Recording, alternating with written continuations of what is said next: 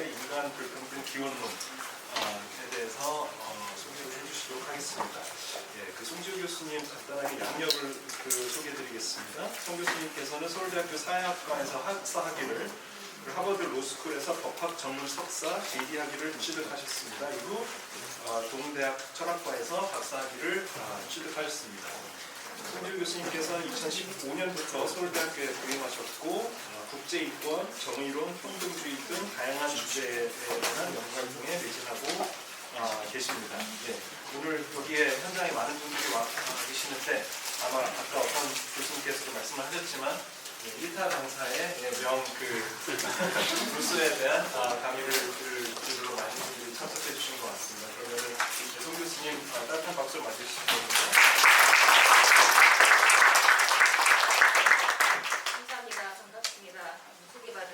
혹시 1타 강사의 강의를 기대하고 오셨으면 지금 조용히 하셔도 괜찮습니다. 아무튼 지금 소개받은 대로 저는 오늘 잠자크 루소의 인간 불평등 기원론이라는 1755년 작에 대한 말씀을 드릴 거고요. 제가 대중음악을 좋아해서 제 시상식을 잘 보지는 않는데 대중음악을 좋아해서 매년 그래미상 시상식 일어나면 결과를 이제 확인하고 합니다. 그러면은 보통은 주요 상들, 올해 앨범상 이런 거 결과가 제 마음에 되게 안 들어요. 아니 훨씬 더 혁신적이고 훌륭한 앨범이 있는데 그래도 이렇게 무난한 팝 앨범을 올해 앨범상으로 정하다니 이러면서 그래미상 이러면서 제가 혼자 하는 말이 이런 디종 아카데미 같은 것들을 합니다. 무슨 얘기냐면은 이 디종 아카데미라는 학술원 비슷한 이제 아마 디종 머스터드로 유명한 네, 거기에 이제 있는데 루소의 불평등 기원론이 이 디종 아카데미에서 하던 논문 공모 전에 출품된 작품입니다. 근데 루소가 이 전에 다른 이제 디종 아카데미 공모 전에 또 글을 내서 이제 당선이 된 적이 있어요. 근데 그게 이제 학예론이라고 학문예술론이라는 책으로 지금 4개 남아 있는데.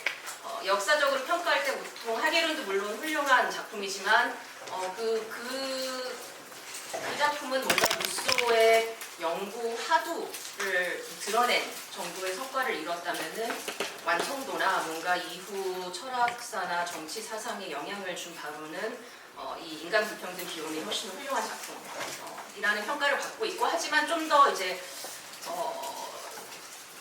그 당시 기준으로 봤을 때 조금 더 이제 급진적이고 좀 더 이제 비표준적인 내용이 많이 담긴 있습니다. 그래서 통상 이제 그래미상이 뭔가 무난한 팝 앨범을 선호한 것처럼 디종 아카데미도 훨씬 더 무난한 글을 이제 공모 당선자로 선정을 했지만 이제 우리가 읽는 것은 이제 우리가 좀 더 많이 읽는 것은 루소가 냈던 인간 불평등 기원론이라고 할 수 있습니다. 제가 이렇게 시상식 얘기를 한 이유가 이제 나중에 이 인간 불평등 기원론의 뭐 여러 가지 파괴 가운데 하나랑 관련이 있어서 말씀드린 건데 그 얘기는 좀 천천히 하기로 하고 어쨌든 당시 이제 논문 공모 주제이자 이 책의 주제이기도 한 질문은 인간 불평등의 기원은 무엇이며 불평등은 자연법에 의해 허용되는가입니다. 그래서 사실 생각해보면 이게 심사하는 사람 관점에서 보면 왜 이게 당선이 안 됐는지도 알만한 게 이렇게 즉답을 하지는 않아요. 인간 불평등에 대한 뭐 이런저런 여러 가지 중요한 얘기를 하는 책입니다. 그래서 그 책을 어떻게 읽는가에 있어서 제가 사실 이렇게 프랑스어를 능숙하게 영구 언어로 이렇게 쓸 수 있을 정도로 능숙하게 하거나 아니면 이렇게 역사적인 지식이 많거나 뭐 이런 사람은 아닙니다. 그래서 루소를 읽는 방법이 여러 가지가 있는데 제가 읽는 방법이 무엇인지에 대해서 좀 설명을 드리고 나머지 얘기를 이어가도록 하겠습니다. 요컨대 이제 루소 혹은 그 외에도 이제 사적인 인물을 읽는 방식이 뭐 여러 가지가 있겠지만은 한 가지 분류에 따르면은 그러니까 이 텍스트를 다른 무엇보다도 일종의 역사적인 문건으로, 역사적인 자료로 보고 접근하는 방식이 있고 그 텍스트에 나온 논변의 구조와 그 주장들의 논리적 관계를 좀 분석적으로 접근하는 방법이 있겠습니다. 저는 제 훈련상 소개를 했지만 제 훈련상 후자 방법으로 루소를 접근하고 또 하나는 굳이 이름을 붙이자면은 이 텍스트를 접근함에 있어서 나는 루소 학을 한다. 그러니까 루소가 어떤 의미와 어떤 의도로 어떤 맥락에서 이런 얘기를 했는지 루소의 사상을 뭔가 그 나름의 방법론으로 온전하게 이해하는 것에 초점을 두고 루소를 읽을 수 있고 아니면은 이제 루소주의적 루소의 사상에 영감을 받아서 내지 루소의 사상의 주요 핵심 화두 우리가 현대 상황에서 받아들여서 우리의 어떤 정치 철학적인 문제들의 어떤 시사점을 얻을 수 있는가라는 그런 관점에서 볼 수 있는데 저는 이 두 가지 접근법 가운데서 역시 후자 접근을 취하고자 합니다. 다만 여기서 한 가지 주의해야 할 것이 제가 이제 분석적 독해를 루소주의적 관점에서 분석적 독해를 시도한다라고 얘기한다고 해서 이게 그 텍스트 자체가 분석적인 방식으로 쓰여진 텍스트라는 의미는 아닙니다. 루소를 여기서 아마 루소를 읽어보신 분들도 많이 계시겠지만은 막상 이제 텍스트를 읽어보면은 이게 전혀 어떤 뭐 선형적인 전개가 있는 게 아니고 굉장히 여러 가지 흥미로운 얘기를 하는데 이 모든 얘기가 하나의 일관된 총체를 이루는가? 하나의 정합적인 총체를 이루는가라고 생각하면은 단언컨대 그러하다라고 얘기하기는 조금 어려운 면이 있습니다. 그래서 여기서 하는 얘기가 나중에 다른 데서 하는 얘기랑 뭔가 긴장 관계를 이루는 것 같기도 하고 이게 다 어떻게 들어맞지?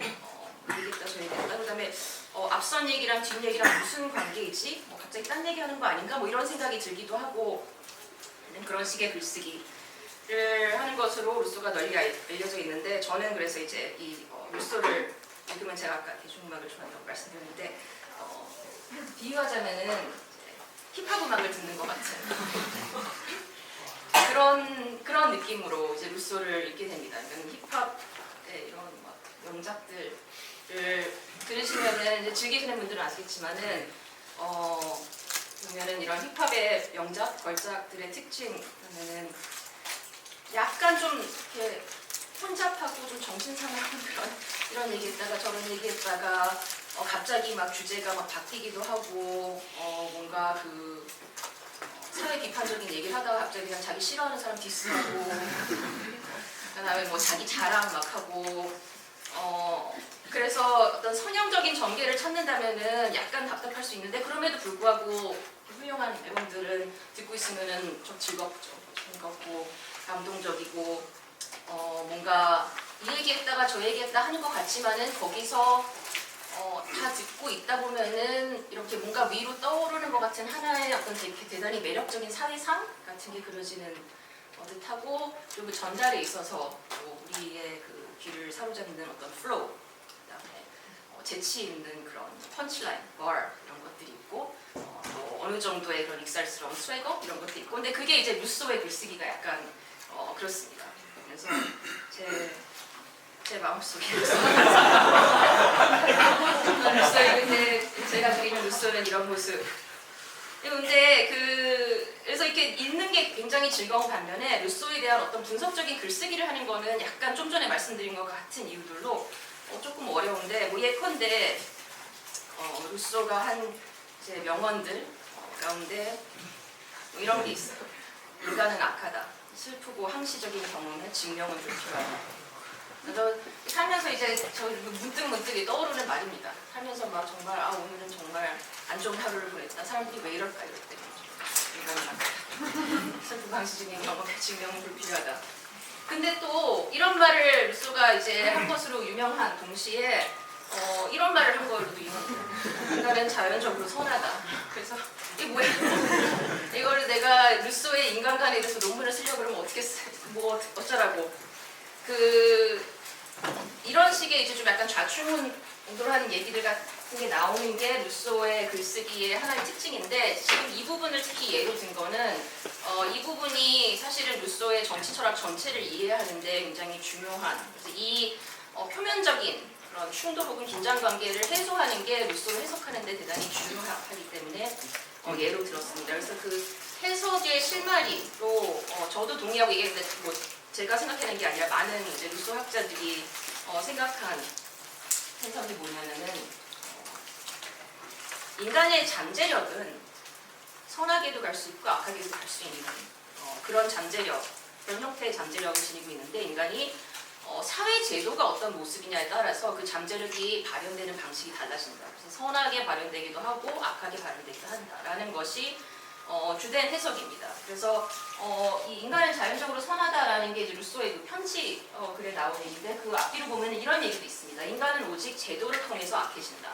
그래서 이 모든 거를 같이 이제 끼워 맞춰 보면은 잠재력 차원에서는 선하게 발현될 수 있는 특성들이 다만 이게 제도가 우호적인 조건을 만들어줘야지 실제로도 선한 잠재력 발휘가 이루어진다라는 것으로 루소를 해석하는 것이 이제 지배적인 해석인지 모르겠지만 하나의 주된 해석이고 저도 그 해석이 맞다고 보는 편입니다.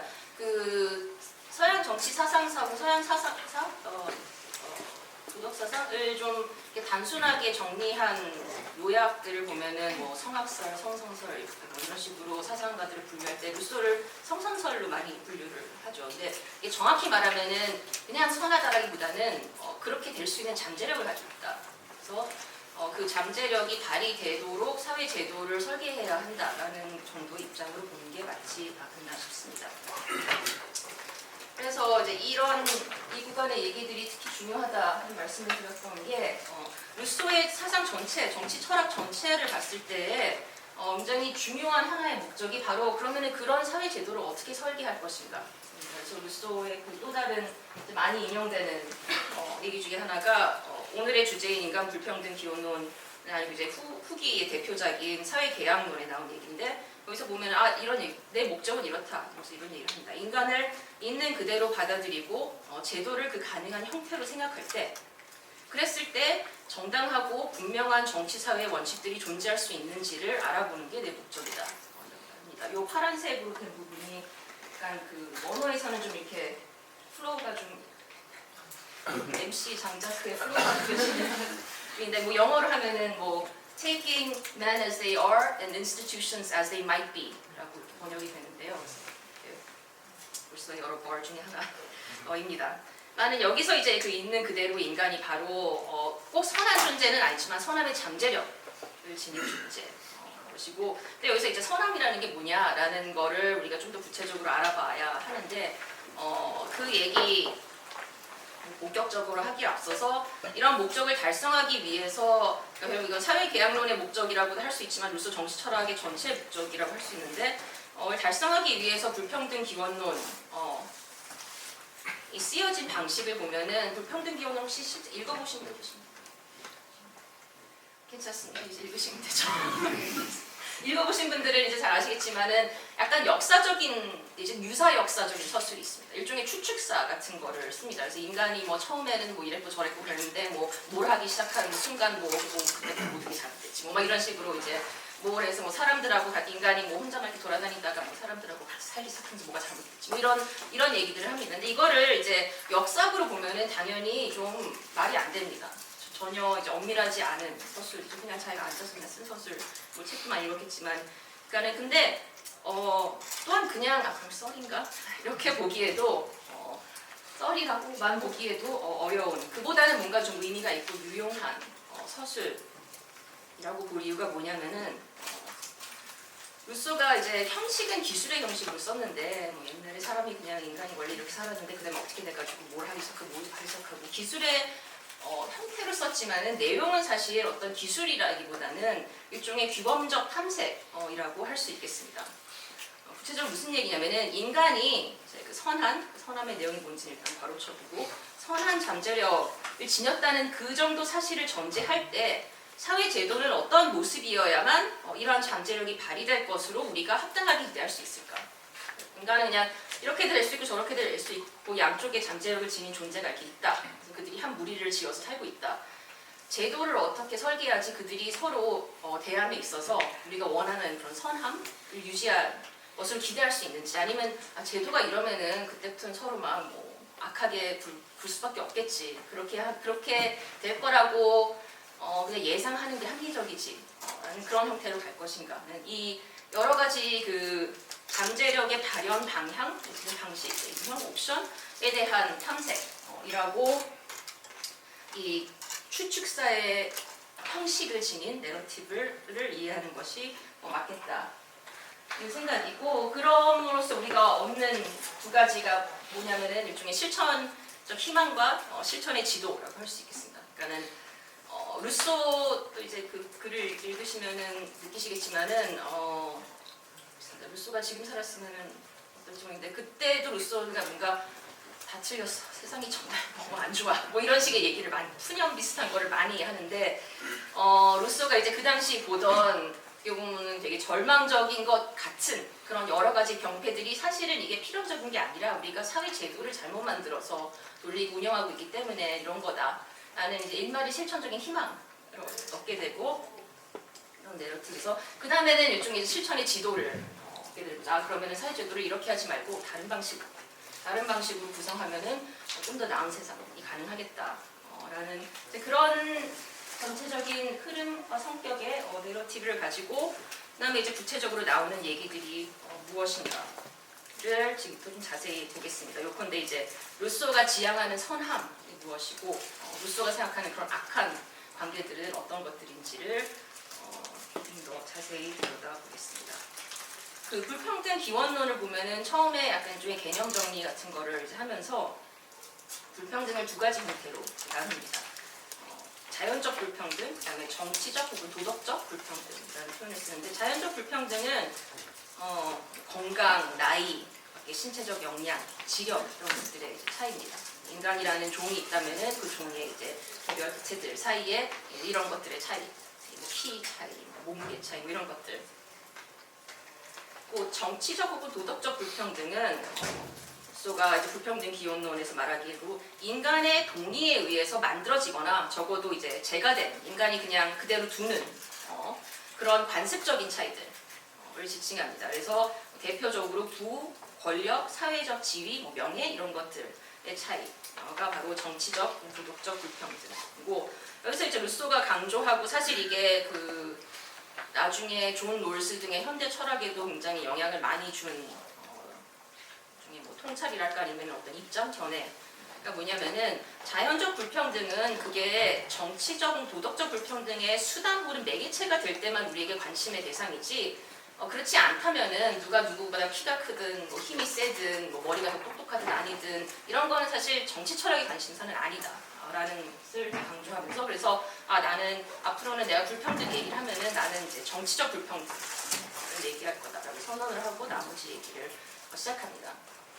그래서 불평등 기원론이라는 불평등이 책의 핵심 화두인 것으로 드러난 거에 대해서 사실 이 책의 굉장히 많은 부분은 불평등을 바로 다루는 게 아니라 불평등과 다른 여러 가지 우리가 좋다고 생각하고 가치 있다고 생각하는 인간이 원할 만한 그런 여러 가지들의 관계에 대한 설명이 서술의 핵심을 이루고 그 가운데서 특히 이 책 불평등 기원론의 철학사적 기여라고 평가받는 부분이 바로 인간의 자기애와 불평등의 관계에 대한 얘기입니다. 그래서 여기서 책에서 굉장히 주요한 논의 중에 하나가 인간이 가지고 있는 자기애를 두 가지 성격공 형식, 종류의 것으로 나누는 게 나옵니다. 그래서 첫 번째는 amorous swamp이라는 형태의 자기애를 얘기합니다. 이거는 인간이 여타 인간이 아닌 동물들과도 공유하는 형태의 자기애고 간단히 말해서 스스로 복지와 안녕에 필요하다고 믿는 바를 얻으려는 욕망으로 발현되는 그런 형태의 자기입니다. 그래서 뭐 인간이든 뭐 그밖에 동물이든 예컨대 생존을 위해 필요한 것을 이제 욕망하게 되죠. 물이나 음식이나 뭐 이런 것, 수면 뭐 이런 것 그런 게 가장 단순한 형태일 거고 그밖에 뭐 좀 더 복잡한 여러 가지들 또 이제 그 어떤 유형의 동물이냐 또 그 안에 어떤 개체이냐에 따라 달라질 텐데 이게 가장 간단하게 보면은 그런 성격의 자기애가 있다고 이제 루소가 얘기한다면 근데 인간은 또 다른 형태의 자기애를 발달시키게 된다. 특히 다른 인간들과 함께 무리지어서 서로 상호작용하고 살기 시작하면서 사실 가장 직접적인 것은 성관계를 맺으면서부터인데 그밖에 어떤 물질적인 뭐 재화들을 막 축적하고 재산을 축적하고 그러면서 서로 더불어가면서 살면서 얻게 되는 또 다른 발달시키게 되는 또 다른 성격의 자기애가 뭐냐면은 amor prop라고 이게 원문에 이렇게 나오는데요. 그 amor suave는 다른 사람과는 전혀 상관없는, 필연적으로 상관없는 그런 내가 그냥 잘 살기 위해서 필요한 것 그러면은 amor prop는 바로 이제 다른 사람과의 관계에서 발달되는 성격이 자기입니다. 그래서 역시 요약하자면은 타인에 비해 내가 특정한 가치를 지니고 있다. 그리고 타인이 내가 그러한 가치를 지니고 있다고 나를 인정해 주기를 바란다라는 그런 욕망입니다. 이거 이제 추상적인데 좀 더 자세히 설명하기로 하고 그 전에 넘어가기 전에 그 아몰 프로프가 루소의 인간 불평등 기원론뿐 아니라 루소의 정치 철학 전체에서 대단히 중요한 개념인데 굉장히 오랫동안 여러 언어에서 약간 그 오역됐다라는 평가를 받는 개념입니다. 그래서 영어로도 그렇고 한국어로도 뭐 대략 뭐 자존심, 허영, 뭐 이기심 뭐 이런 식의 단어들로 이런 의미로 번역이 되곤 했는데 그 이제 루소 학이 발달하면서 사람들이 이게 그 개념이 정확하지 않다, 그런 개념이 정확하지 않다. 그래서 가령 영어에서는 요즘 경향은 그냥 보존하는, 그냥 아몰 프로프 이렇게 보존하는 경향이 있고 저도 그래서 그냥 그 단어를 보존하도록 하겠습니다. 그래서 이제 아몰 수하면 아몰 프로프 두 가지 형태의 자기애가 주요하게 등장하고 둘을 조금 더 자세히 비교해 본다면은 아몰르스와 아몰르스와 그냥 이렇게 줄여지기도 하는데는 그 구체적인 형태를 정하는 게 뭐냐면은 내가 나의 안녕과 복지를 어떻게 이해하는지 따라서 정립. 그래서 예를 들어서 이제 저 같은 사람은 이 자기의 욕망 가운데는 뭐 먹는 것, 자는 것, 물 마시는 것, 뭐 이런 거 함께 뭐 이렇게 즐거운 음악을 듣는 것, 뭐 켄드릭 라마의 가장 최근 디스곡을 챙겨 듣는 것, 뭐 이런 것들이 있을 테고, 아몰 프로프의 그 구체적인 형태는 어떻게 정해지는가? 타인과 비교했을 때 자신의 상대적 가치를 어떻게 이해하는지에 따라서 그 욕망의 형태 내지 욕망의 구체적인 형태가 정해진다고 볼 수 있습니다. 그래서 예를 들어서 이제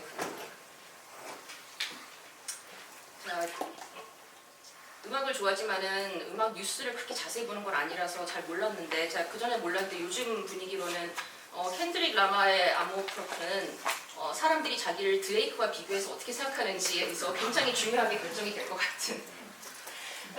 근데 이제 이런 그 타인과 비교했을 때 자신의 상대적인 가치를 타인이 어떻게 인정하느냐가 그 구체적인 형태를 정하는 것이 아몰 프로프라고 할 수 있고, 그러다 보니까는 아몰르스와 맴과 아몰 프로프의 결정적인 차이, 굉장히 중요한 차이가 그 만족을 위해서 우리가 타인에게 의존해야 하는 거 아닌가.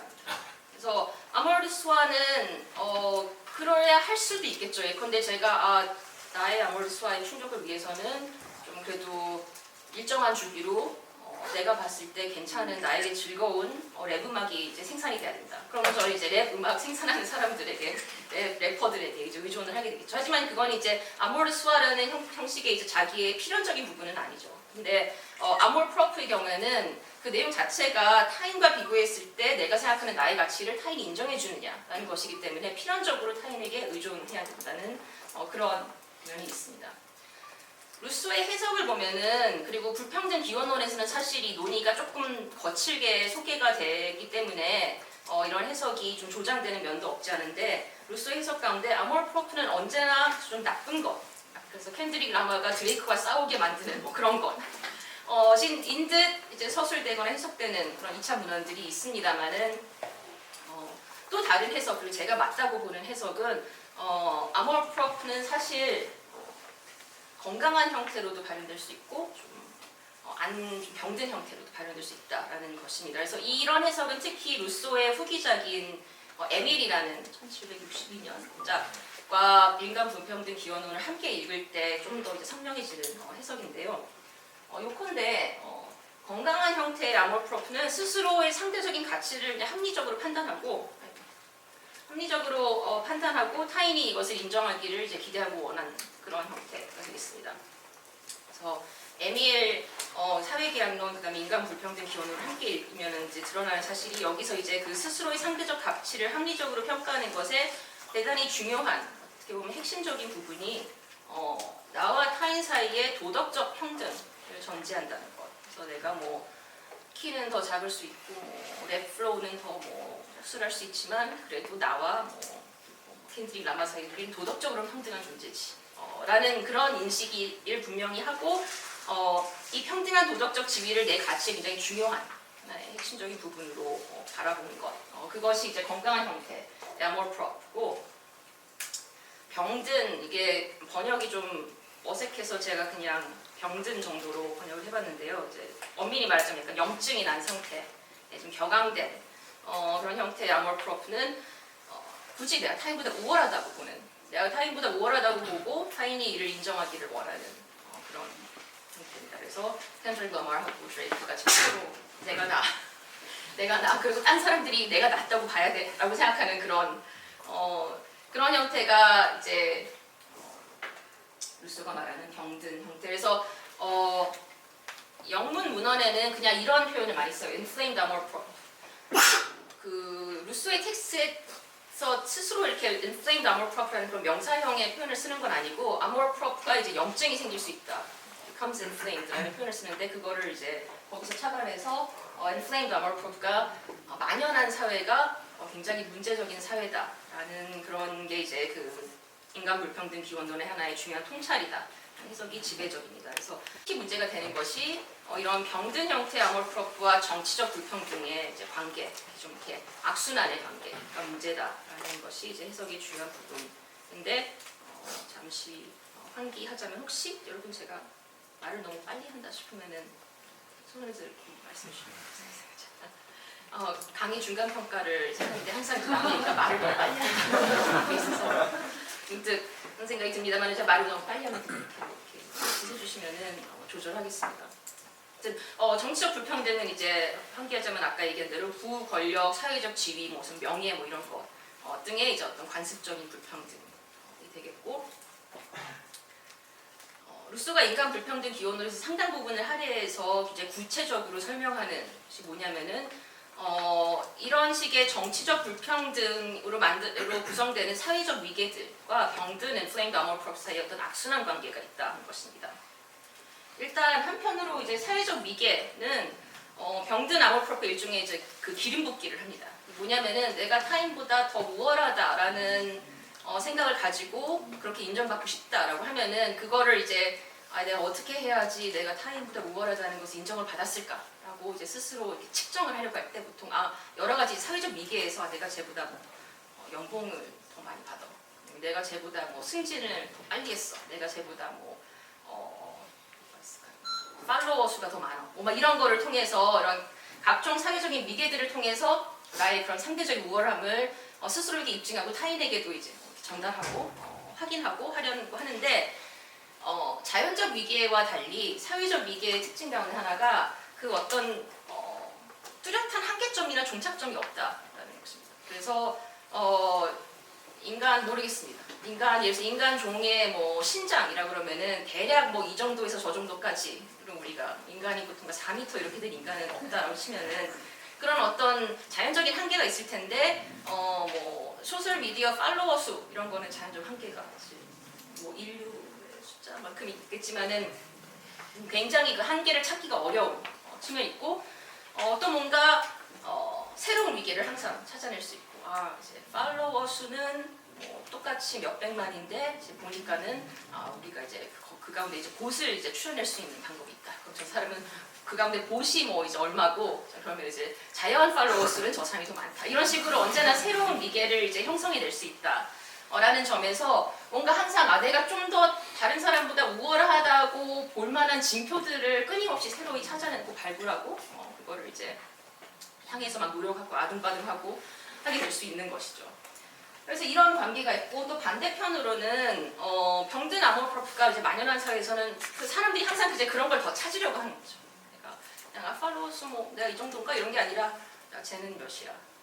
비슷한데? 야 이게 다 똑같은 300만이래. 다 똑같은 300만이야? 뭐 이런 식의 이제 새로운 위계를 자꾸 찾고 부추기려는 그런 경향이 지금 웃으시는 거 보면은 제 생각에는 한국 사람들은 이런 거에 좀 익숙한 것 같아요. 이런 식의 좀 위계가 막 생기고 새로운 위계가 생기고 거기서 막 이렇게 굉장히 미묘한 비교들을 하고 이런 거에 이제 그래서 저는 항상 이제 한국 사회가 이제 병든 아모르프가 막연한 사회라고 생각하는데 꼭 한국만 그런 게 아니라 제가 말씀드린 대로 대중음악을 좋아하기 때문에 가끔 이제 트위터 현 X 부 트위터에 가면은 그 이제 추천해주는 그 트윗들 가운데 대중음악 관련한 게 많은데 오늘 아침에 나온 게 이게 뭐였냐면 차트데이라라는 그 음악 차트 관련 정보를 모아서 이렇게 올리는 트위터 계정이 있어요. 근데 보니까 오늘 아침에 나온 게 전국의 Standing Next to You라는 노래가 스포티파이라는 음원 서비스에서 이게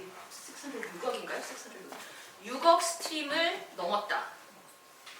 5억도 아니고 굉장히 좀 했던 그 스포티파이라는 특정 하나의 이제 음원 서비스에서 근데 이게 K-팝 솔로 가수 가운데 6억 스트림을 넘긴 최초의 솔로곡이다 라는 그런 굉장히 어떻게 보면은 아주 구체적이고 랜덤한데 뭔가 이 안에서는 나름의 위계가 있는 것 같은 그래서 전국이 이런 굉장히 중요한 거를 다른 K-팝 솔로 가수들보다 솔로곡으로 제일 먼저 했어 라는 그래서 이런 성취가 있었다. 그래가지고 막 사람들이 막 이제 포트하고 막 많이 보고 이제 전국 팬들이 좋아하고 전국의 경쟁자 팬들이 막 싫어하고 막 이런 일들이 이제 벌어지는 것이죠. 근데 이게 바로 이제 좀 전에 말씀드린 것 같은 아니 저런 식으로까지 위계를 우리가 나눠가지고 굳이 서열화를 해야 하는가라는 것인데 이제 루소의 세계관에서는 대단히 자연스러운 그러니까 병든 아모르법가 이제 작동을 하면은 이제 사회적 위계와 순환의 관계로 창조적이면서 이런 현상이 생긴다라는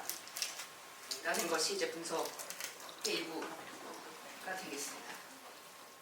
그래서 그 불평등 기원론에 보면은 또 다른 이제 많이 인용된 얘기 가운데 하나가 이런 건데 이제 한 줌에 힘있고 부유한 이들이 위대함과 부의 정점에 있는 한편 대중은 대부분의 사람들은 무명과 고통에 뒹굴고 있다면 이런 일이 왜 벌어질까 생각해 본다면 이는 전자가 그러니까 한 줌에 힘있고 부유한 사람들이 스스로 가진 것을 다른 사람들이 이걸 가지기 못할 때만 즐겨서 그래서 스스로 상황엔 아무런 변화가 없고 내가 가지게 줄어드는 건 아닌데 다른 사람들이 고통을 더 이상 받지 않는다면은 그 결핍에 의한 고통을 더 이상 받지 않는다면 그 순간 이 한 줌에 힘있고 부유한 이들이 더 이상 행복하지 않을 것이기 때문이다.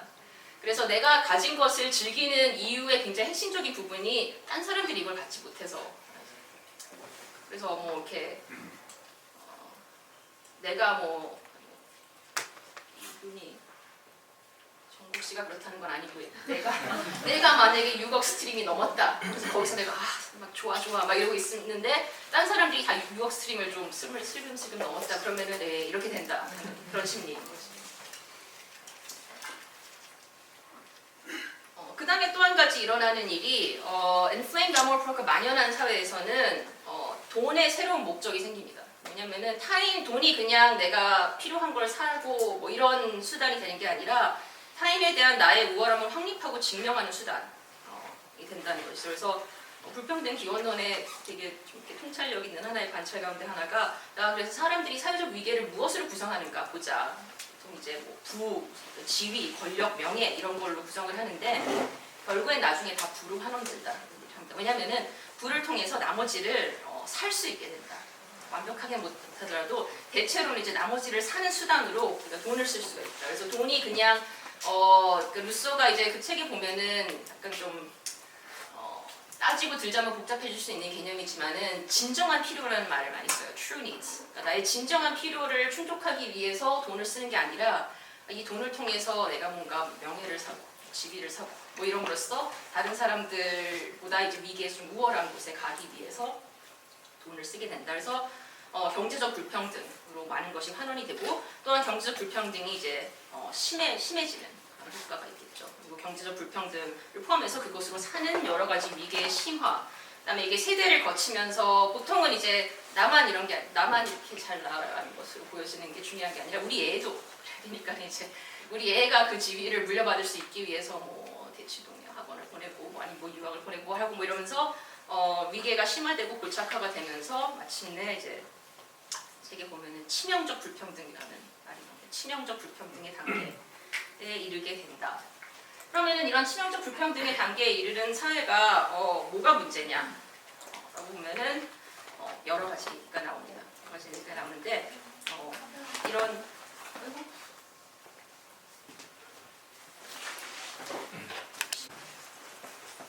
네. 병든 형태의 아몰프가 좀 이렇게 일반적이고 지배적인 사회를 그래서 루소가 병든 사회라는 말을 씁니다. 섹스 사이드 말을 쓰는데 이런 사회의 다양한 병리들 설명하는데 이제 인간 불평등 기원의 또 다른 상당한 부분이 할애가 되고 여러 가지 문제들을 지목하는데요. 자, 여기 보자면은 가령 이제 사회적 관계들이 이제 무수한 갑을 관계로만 형성이 되고 사회 구성원 사이의 연대가 이제 약화됩니다. 그래서 누구든 병든 아몰프가 충분히 지배적인 곳에서는 누구든지 새롭게 만나면은 저 사람이 지금 내 위에 있나 아래에 있나 이제 이런 생각부터 먼저 하고 그럼으로써 저 사람을 지배함으로써 저의 인정을 받아야 되는 상황인가 아니면 내가 지금 저 사람한테 좀 약간 이렇게 샤바샤바 해가지고 좀 기어 올라가야 되는 상황인가 뭐 이런 식의 이제 생각을 먼저 하기 때문에 사회 연대를 이루거나 유지하는 것이 어려워진다. 그다음에 이제 아까 말씀드린 우리의 진정한 필요로부터 스스로 이제 소외된 그런 삶을 살아서 자기 소외가 생기는 자기 소외가 심화되는. 그래서 나의 진정한 필요가 뭔지는 외면하고 그냥 오직 내가 남의 눈에 어떻게 비춰지는지에만 집중을 하면서 그런 식으로 삶을 좀 이렇게 안 좋게 뭐랄까 소중한 나의 인생을 허비하게 되는 거죠. 남의 눈을 통해서만 사는 그런 삶을 살게 되고 그다음에 논리적으로 봤을 때 모두가 다 내지는 대다수의 사람들이 그 아몰프가 병든 형태인 사회에서는 불행이 만연할 수밖에 없는데 이게 무슨 말이냐면은 모두가 내가 남보다 우월하다고 인정받고 사는데 결국에는 모두가 모두보다 우월한 것으로 인정될 수는 없잖아요. 그러니까 굉장히 많은 그런 욕망과 욕구가 충족되지 못한 채 많은 사람들이 살아가는 사회가 나올 수밖에 없기 때문에 항상 이제 뭔가 욕구가 충족되지 않은 불만족스러운 상태로 사는 사람들이 많고 또 내가 처음에 원하던 것을 얻었다 할지라도 아까 말씀드린 것처럼 사회적 미개에는 그 자연적 종착점이나 한계가 없기 때문에 늘 새로운 뭔가 내가 스포티파이 유곡 스트림을 이제 잃었으면 이러면서 아까 그 계정에서 그 비슷한 시기에 올라온 또 다른 트윗은 켄드릭 라마의 최근 디스코가 Not Like Us라는 게 있죠. 머스터드 비트의 굉장히 파티곡입니다. 네. 그 곡이 이제 그 스트리밍을 많이 받아서 지금 스포티파이, 미국에서 스포티파이와 애플 뮤직과 아마존 뮤직 이 세 군데에서 다 가장 많이 스트리밍되고 있는 노래다라는 트윗이 올라왔어요. 그래서 2024년에 이걸 이룬 노래가 뭐 세 곡밖에 없는데 뭐가 이러면서 이제 캔드릭 라마가 이걸 이뤘다. 뭐가 이런 트윗이 올라왔는데 그런 거죠. 그러니까 내가 스포티파이 1위를 했다고 마싸 이게 아니라 그럼 애플 뮤직에서 누가 1위야? 뭐 이런 식으로 항상 이제 가능한 우월함의 경제 끝이 없기 때문에 항상 새로운 욕망들이 생기면서 이게 충족되지 않으면 또 불행해지고 이런 여러 가지 문제가 생긴다라는 얘기를 하는데 오늘의 그 약간 논의의 결론을 향해 가는 시점에서 이 병든 사회의 병리들 가운데 특히 제가 초점을 맞춰서 다루고 싶은 것이 바로 수가 강조하는 어떻게 보면 가장 강조하는 병든 사회의 병리가 뭐냐면은 이렇게 병든 형태의 아몰프가 만연하고 일반적이고 지배적인 곳에서는 자유에 대한 위협이 심각하게 발생한다라는 것입니다. 핵심은 뭐냐면은 아몰프의 욕망을 만족하기 위해서 내가 자유의 실현 혹은 보존을 하려는 그 또 다른 목적을 희생하려는 경향이 심해진다는 것이죠. 그러니까 둘 사이에 선택을 해야 될 때 전자를 선택하게 되는 그런 경향이 강화된다라는 것이고 그 둘 사이의 선택이 그러면 얼마나 그 선택을 해야 되는 상황이 얼마나 흔한가 하면은 생각보다 흔하다는 것이 루소의 진단입니다. 그러니까 아몰프의 만족을 위해서 내가 뭔가 타인에게 종속되는 상황 타인에게 내가 좀 스스로 타인의 의지에 종속이 돼야지 나의 자기애가 만족이 될 것 같은데 하는 상황에서 사람들이 에이 그래도 어떻게 종속관계는 안 되지 이러는 게 아니라 아몰프 만족을 위해서 이쯤 하는 그런 그 종속의 상황을 감수하고자 하는 경향이 강화되고 반면에 건강한 아몰프 상태는 아까 말씀드린 것처럼 건강한 아몰프 굉장히 중요한 부분이 나와 타인의 도덕적 평등을 믿고 중시하는 것이라서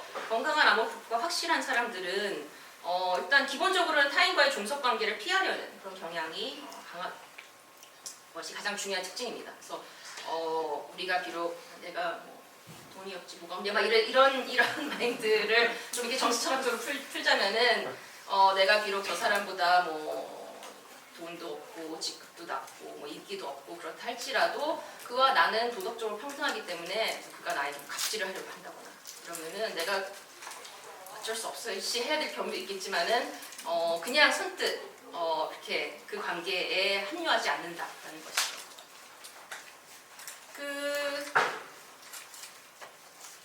이게 근데 그러면은 갑을 관계에서 이제 의뢰 있는 좀 돈이 없고 좀 상대적으로 처지가 안 좋은 사람들한테만 문제이지 않는가라고 하면은 그렇지 않다는 거를 강조하는 텍스트의 구간들이 여러 개가 있습니다. 이거는 나중에 이제 뭐 헤겔 같은 사람한테도 영향을 준 통찰인데 여기 제가 인용문인데 쌍표를 생각했네요. 불평등 기원론에 이런 얘기가 나옵니다. 한때 자유롭고 독립적 인었던이 아니라 이었던 인간은, 그러니까 이게 아까 말씀드린 추측사의 형태를 지닌 그런 서술인데, 독립적이었던 인간은 이제 사회생활을 이제 막 무리지어서 하기 시작하면서 여러 새로운 필요들에 속박된다. 인간은 특히 같은 종의 부류, 같은 이제 다른 인간들에게 속박되기 시작하며 그들이 주인이 되는 순간에서도 어떤 의미에서는 그들의 노예가 된다.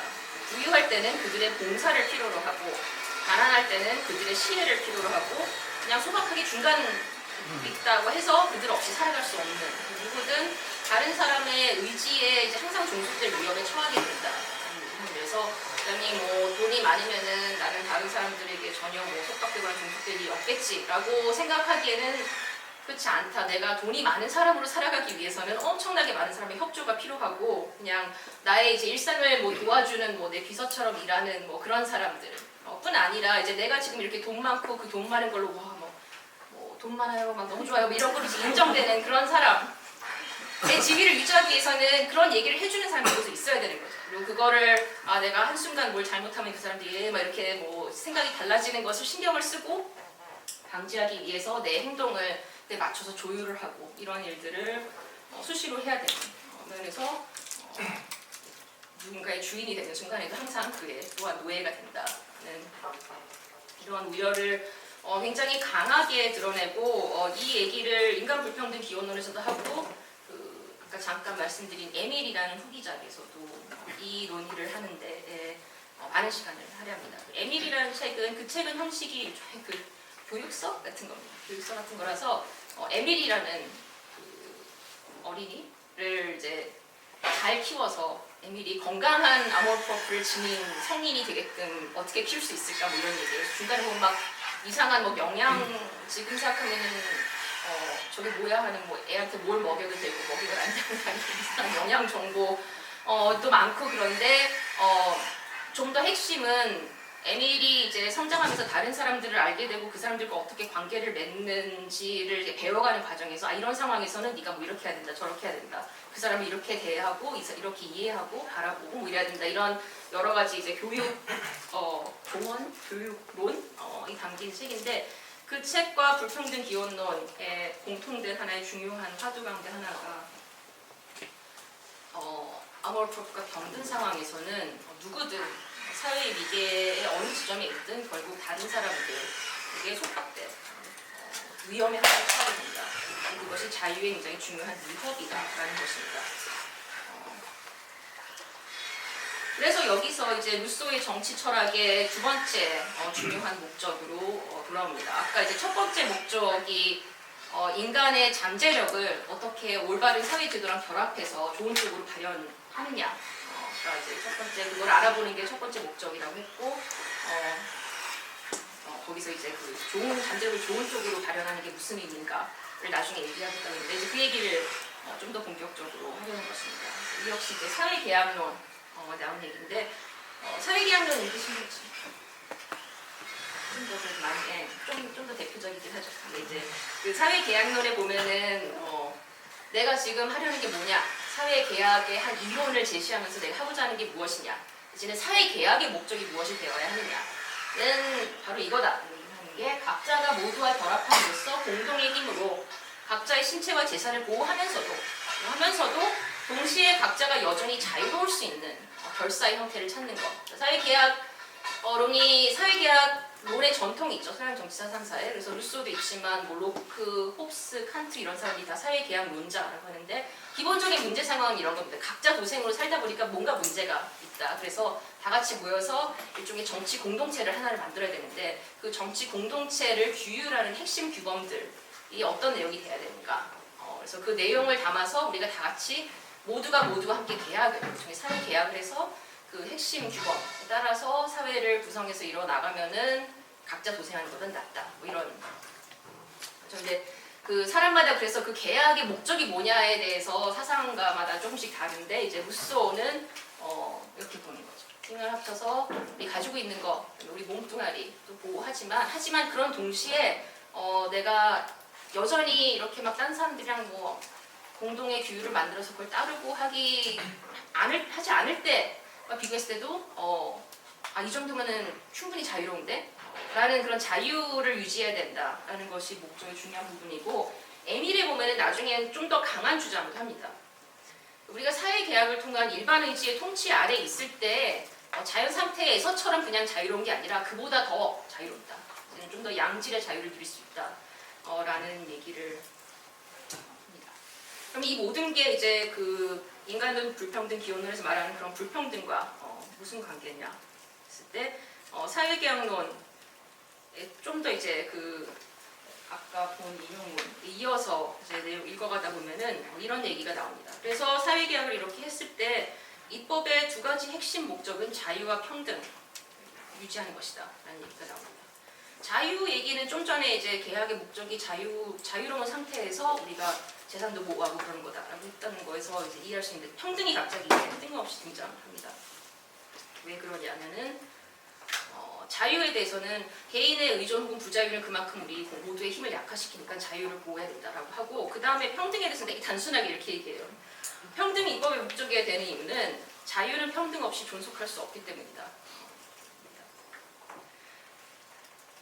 아까 얘기한 것처럼 병든 사회, 병든 아몰프가 만연한 사회에 굉장히 중요한 병리가 바로 자유에 대한 위협이 없이 만연해지는 사회라는 것을 보면은 이게 조금 모든 것이 이제 그리고 병든 아몰프가 사회적 정치적 불평등과 악순환 관계라는 것을 이해하면은 이제 끼어 맞춰지는 얘기인데 요컨대 사회 계약을 한 상태에서 이제 입법의 중요한 목적은 아몰프가 건강한 형태로 발달하기에 우호적인 그런 정치 사회적인 조건을 확보해서 사람들이 타인의 의지에 종속되는 경향을 방지하고 약화하는 그런 것이고 그러기 위해서는 아몰프가 정치적 불평등과 악순환의 관계에 있기 때문에 그 고리를 끊기 위해서 우리가 불평등에 대해서 뭔가 조치를 취해야 한다라는 취지의 얘기입니다.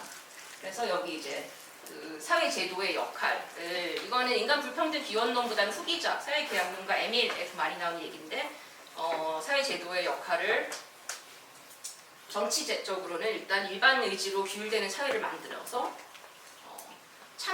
평등한 참정을 할 수 있게 하고 사람들이 법치와 법적 평등을 누리는 그런 상황을 만들고 그 다음에 입법의 실질적인 내용에 있어서도 시민들이 서로를 그러니까 누가 너무 처지가 어려워서 나를 딴 사람한테 팔아버리고 누가 너무 돈이 많아서 그냥 딴 사람을 사버릴 수 있고 하는 그런 상황은 막을 수 있을 정도의 어떤 물질적인 불평등의 규제, 경제적 불평등의 규제를 해야 한다 얘기를 하고 그 다음에 아까 말씀드린 에밀에서는 이제 교육제도를 잘 설계하고 애들을 잘 키워서 애들이 자기의 가치를 이제 항상 나와 남의 비교를 통해서 확인하는 게 아니라 나는 그거 상관없이 내 가치가 있고 뭐 이렇게 이제 스스로를 바라볼 수 있게끔 하는 그런 식의 교육제도를 만드는 것이 중요하다. 그래서 결론적으로는 인간의 잠재력을 선하게 발휘한다는 것은 결국 인간이 어떤 진정한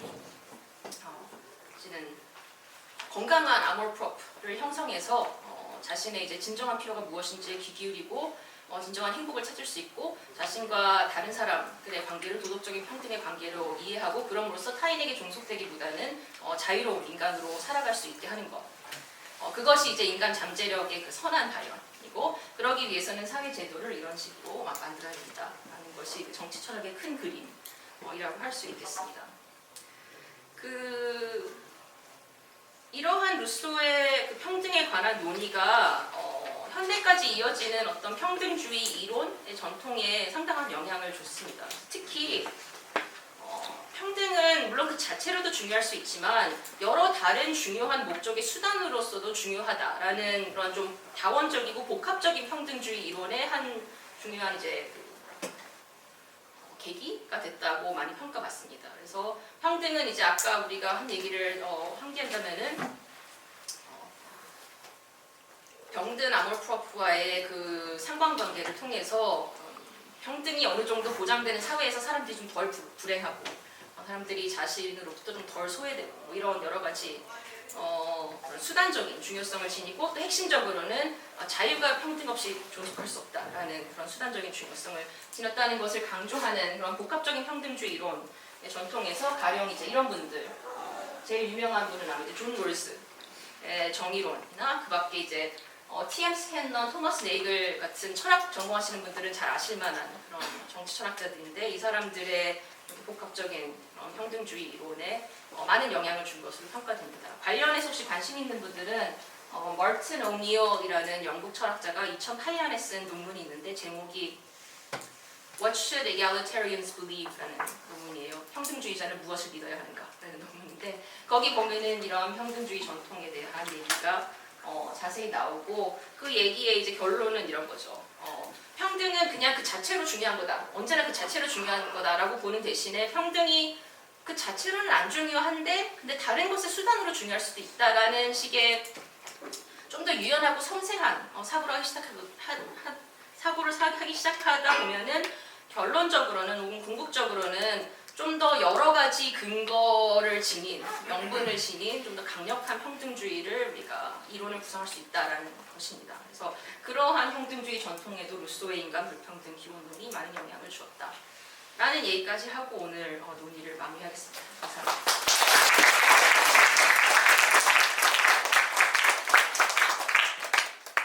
예, 성주혜 교수님 감사합니다. 예, 이제 뭐 Q&A 시간을 가져볼 텐데 저는 이제 듣다 보니까 하나 들었던 생각이 이제 사회 제도의 중요성 이런 게 이제 나중에 강조가 되는데 저는 사회학과에 임동균이라고 하고요. 예전에 저기 1960년대 시카고 대학의 사회학자들 중에 그때 시카고 학파라고 일본의 사회학자들이 그때 이제 유명했던 도시 사회학자 한 분이 얘기를 하셨는데 갑자기 성함이 생각이 안 나는데 되게 유명한 분인데 네, 도시라고 하는 게 이제 city's state of mind 그러니까 인간의 그러니까 도시라고 하는 건 인간이 살면서 자신의 욕망을 이렇게 이런 공간에서 살고 싶다라고 이제 표출해가지고 그런 것이 이제 여러 가지 건축물로 올라가고 우리 도시 공간이 만들어지는데 그래서 어떻게 인간의 휴먼 네이처의 표현인데 근데 또 그렇게 한번 만들고 나면은 그 도시에서 자기가 만들어낸 그 도시에서 속박되어서 이제 살아야만 하는 그런 약간 운명에 처하게 된다 그랬는데 여기서 나오는 제도들도 어떻게 보면은 인간의 어떤 일부 본성이 이렇게 표출되면서 만들어지는 건데 또 거기에 속박해서 살아야 되는 약간 그러한 좀 느낌을 좀 받았고 그런데 인간의 본성이 아까 말씀해 주신 대로 여러 가지로 유연하고 다양하게 또 표출될 수 있기 때문에 또 우리가 여러 가지 다양한 제도를 만들면서 좀 더 평등한 그런 사회를 만들 수도 있을 것 같고 이런 좀 생각이 들었습니다. 어쨌든 오늘 1755년이었나요? 네. 루소와 여러 힙합 래퍼들과의 콜라보를 보는 느낌으로 이렇게 잘 재밌게 설명을 해줘서 다시 한번 감사합니다. 이제 좀 Q&A를 좀 진행을 하도록 하겠습니다. 예, 청중분들 중에 질문 있으신 분은 살짝 먼저 뒤에 항상 먼저. 네, 안녕하세요. 사학과 권두현이라고 합니다. 네, 발표 안에서 일단 예시로 든 거 중에 하나에 대해서 저의 다른 좀 해석부터 얘기를 하면서 연결시켜 볼게요. 전국 얘기가 나왔잖아요. 전국이 네. 전국 정치 전국 말고 정치 전국 아티스트 전국이 스포티파이에서 뭐 6억 스트리밍 그걸 달성했다. 그래서 막 이제 사람들이 떠들고 그게 우스워 보이잖아요. 이제 모르는 사람들이 보면은. 근데 그 안에서는 그만큼 사람들의 영향을 많이 끼치고 그 다음에 그래서 인정을 받는다는 것 자체가 어떻게 보면 뭐 발전으로 여겨질 수 있잖아요. 근데 뭐 이게 좀 불분명하다 치면은 뭐 스포츠에서 김연아가 트리플 악셀을 할 때 3번 공중에서 도는 것 자체가 별 볼 일 없어 보이는데 3번 할 수 있는 사람 김연아가 그때 없었으니까 다들 이제 놀라워했고 이거는 이제 사실적으로는 맞는지 아닌지 모르겠어요. 근데 여튼 그런 뭔가 별로 차이 안 나는 것 같은데 차이를 내면서 사람들이 이제 거기에 대해서 인정을 해주는 게 어떻게 보면은 멋있고 고귀해 보이는 측면이 있다는 거죠.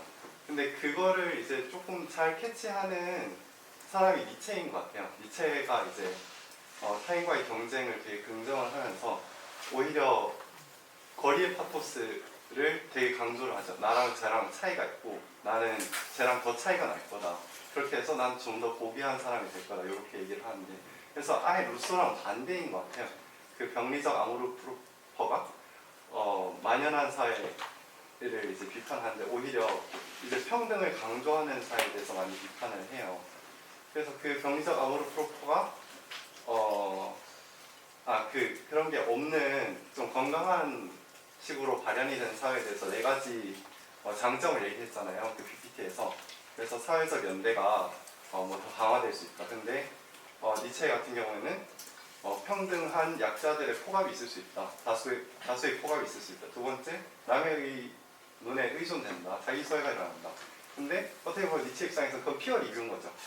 그리고 3번째, 만인이 불만족한다. 근데 니체 입장에서는 안주하지 않고 계속 경쟁을 해나가면서 자기를 발전시킬 수 있다. 4번째, 자유가 이제 남의 눈에 계속 경쟁을 해야 되고 비춰지니까 종속이 된다. 아니다. 을들에 의한 종속에서 벗어나서 계속 발전해 나간다. 이런 식으로 니체는 아예 내러티브를 완전히 바꿔서 병리와 건강을 완전 바꿔서 얘기를 해요. 제가 이런 거를 보고 드는 생각은 그런 이제 타인과의 경쟁, 눈을 의식하고 좀 더 나아지려는 욕망을 병리적이라고 비판을 하면서 거기에 맞춘 사회도 비판을 하는 어떤 루소의 어떤 접근이 좀 러프한 거 아닌가. 그래서 그런 영역이 있고 그게 이제 추해진 영역이 있고 예를 들어서 돈을 자꾸 벌라고 하고 남들 굶어 죽는데 상관 안 쓰는 거는 사실 좀 추하죠. 좀 니체 입장에서 말하면은 천박한 이제 경쟁이고 근데 반면에 타인과의 경쟁이 고귀해질 수 있는 영역이 있는 거 그게 이제 힘의 의지의 경쟁일 텐데 그런 영역을 구별을 하면은 사실 병리적이라고 얘기를 일방적으로 하는 게 루소가 맞는지가 저는 좀 비판적이에요. 그래서 거기에 대해서 루소가 뭐 어떻게 반박을 할 수 있을지 아니면 뭐 그 사회자분께서 발표자분께서 어떻게 생각하시는지 궁금합니다. 이 예시의 목적과도 관련이 된 건데, 그러니까는 제가 제기하고자 한 루소의 해석은 그러니까 모든 사회적 위계가 언제나 안 좋은 것이다라는 얘기를 하려는다기보다는 그리고 이제 루소가 뭐 이제 진정한 필요 이런 얘기를 많이 한다고 했잖아요. 그러니까는 진정한 필요와 전혀 상관없는 루소가 봤을 때 진정한 필요와 전혀 상관없는 오직 내가 다른 사람보다 우월하다라는 그런 나의 생각이 다른 사람에 의해서 확인되는 것의 목적에 그런 사회 위계가 너무나 많이 생기고 그것이 오히려 나의 진정한 필요를 충족하는 것보다 내 인생의 더 많은 부분을 차지하게 되는 그 상황을 비판하려는 것이고 사실 이 예시가 그런 거였거든요. 그러니까 초점을 맞추신 내가 6억 번이나 내 음악이 틀어졌어? 라고 하면은 그거는 어떻게 보면 의미 있는 성취라고 할 수 있겠지만은 이게 트윗의 내용이 보신 것처럼 근데 그게 이거를 한 게 K-팝 솔로 가수 중에서 솔로곡으로 이거를 한 최초의 사람이야 라는 그 부분에 가서는 그게 그렇게 중요한가? 그리고 반드시 이게 6억이라는 게 그렇게 중요한가? 그냥 되게 많은 사람들이 내 음악을 들었구나. 내가 음악을 열심히 만들었는데 이건 정말 훌륭한 것이다. 라는 것보다 훨씬 더 많은 뭔가가 이제 다른 사람과의 비교가 들어간 거잖아요. 그러니까 그 부분이 어떻게 보면 사실은 어떤 합리적으로 봤을 때 누구의 진정한 필요와 상관없는 부분이고 그게 이제 내 인생의 너무나 큰 부분을 차지하기 시작하면은 아까 얘기한 뭐 자기 소외니 뭐 불행이니 이런 여러 가지 자유에 대한 위협이니 이런 것들이 생기는 그래서 뭐 정국이 아니고 다른 사람이라고 칩시다. 다른 사람이 되게 막 이런 거에 되게 막 목을 매는 그런 가수가 있다. 그래가지고 이런 거를 하려면은 그래서 최근에 또 논란이 되는 것 중에 하나가 스포티파이가 그 가수들한테 스트리밍 로열티를 30%를 적게 주는 대신에 오토플레이나 뭐 이런 광고 노출 같은 거를 좀 더 잘해주겠다. 그래서 네 음악이 딴 사람이 M1 플레이리스트를 만들었는데 그 끝에 네 노래를 넣어줘가지고 오토플레이 시켜서 네 노래가 들려지게끔 하겠다. 뭐 이런 거를 서비스를 제공하기 시작했어요. 그래서 막 그러면은 그런 거를 뭐 하기 위해서 내가 그 오토플레이 거기에 들어가야 돼. 그래가지고 막 목을 매고 아니면은 광고비를 내가 스스로 조달을 해야 된다. 그래가지고 뭐 그걸 위해서 막 돈을 벌기 위해서 사실은 내 음악과 상관없는 뭔가 좀 내 느슨하게 말하면 내 영혼을 갉아먹는 일을 막 하고 이런 식의 삶이 이렇게 팽배해지 많아지는 것에 대한 우려입니다. 그렇게 보면은 이제 말씀하신 것과 말씀하신 모든 게 맞다고 치더라도 루소의 얘기랑 정면 충돌하는 건 아니겠죠. 지금 말씀하신 예시들은 그런 게 진짜 나의 성취를 의미 있게 평가하는 지표가 될 수 있지 않는가라는 걸 말씀하신 거고 이제 루소는 근데 그걸 넘어서는 위계들이 생기고 거기에 사람들이 목을 매기 시작한다라는 얘기를 하는 것이고 스포츠는 되게 재밌는 흥미로운 사례인 것 같아요. 그리고 스포츠 안에서도 피겨스케이팅 같은 거는 좀 더 흥미로운 것 같은데 스포츠에서의 경쟁은 그걸 선행하자면은 이렇게 볼 수도 있겠죠. 인간의 어떤 모르겠어요. 인간이 얼마나 빨리 뛸 수 있는지를 우리가 그 한계를 막 계속해서 극복해가고 막 한계에 도전하는 게 얼마나 의미 있는 일인지 저는 가끔 회의적이긴 합니다만 그래도 이제 의미 있는 일이라고 볼 여지가 있다라고 치면은 스포츠에서의 경쟁은 어떻게 보면은 그걸 뭐 달리기다 잘하는 인간이 그냥 혼자 할 거였으면은 뭐 여러 가지 뭐 심리적인 사회적인 이유로 우리 각자의 한계를 다 이제 끝까지 발굴하지 못했는데 경쟁 상황에 놓이면은 뭐 여러 가지 심리적 사회적 이유로 내가 좀 더 빨리 뛰게 된다. 그래서 인간의 한계를 좀 더 이제 적극적으로 극복할 수 있다. 이런 의미에서 경쟁이 이제 거기서는 이제 특히 그 맥락에서는 경쟁이 좀 더 이제 의미 있는 성취의 척도가 될 수도 있을 것 같고 피겨스케이팅 근데 좀 특히 좀 복잡하고 흥미로운 세계인 게 인간이 얼마나 무슨 의미인가라는 생각을 하는 사람보다 인간이 얼음 위에서 공중에서 몇 번 돌 수 있는지를 우리가 알아내고 확인하는 것이 무슨 의미인가라고 생각하는 사람이 좀 더 아닐까요? 제가 피아노스를 뭐 그렇습니다. 아니고 예. 저는 사실 이렇게 더블과 트리플 사이도 제가 잘 확인을 못하거든요. 그래서 근데 아무튼 근데 이제 그 요지는 그 말씀하신 거를 루소의 관점에서 이렇게 이제 반영할 수 있겠다. 그러니까는 유용하고 필요하고 인간의 진정한 필요를 충족하는 데 도움이 되는 의미의 위계나 뭐 경쟁이나 이런 것도 있을 수 있다라고 얘기할 수 있지 않을까 싶습니다. 루소가 말하는 평등이 무엇인가를 궁금해하고 있던 차의 한 슬라이드에서 참정권, 평등한 참정권, 예. 평등한 그 법적인 권리, 지나친 경제적인 불평등에 대한 교정, 공적 교육 이렇게 나와 있는데 그것은 그 현대 자유와 평등 학파들 사이에서 가장 그 자유 강조하는 리버테리언이나 신자유주의자들이 인정하는 최소한의 평등에 대한 내용이거든요.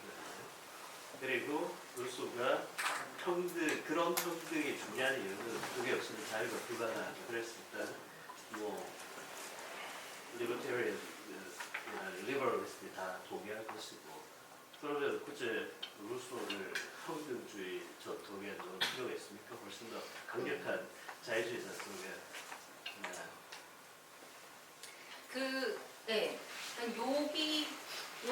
여기까지는 뭐 하예크나 프리드먼 같은 자유지상주의자들도 다 받아들일 수 있는 내용이다라고 실제로 받아들일 뿐만 아니라 강조하는 내용. 그렇죠. 그러니까 하예크 같은 사람은 public education, 하예크, extreme economic inequality에 대한 그런 교정 이런 것들 다 적극적으로 이야기하는 내용입니다. 그렇죠. 하예크가 이제 뭐 이런 걸 우리가 이제 이런 평등하고 기회 평등이 중요한 거지 물질적 평등을 막 기계적으로 이루려는 사람들이 큰일이다 뭐 이런 식의 얘기를 하니까는 맞습니다. 근데 이제 이게 사회계약론의 얘기고 제가 시간을 맞추기 위해서 조금 자세히 간소하게 말씀드린 면이 있는데 좀 더 이제 자세히 들여다 보면은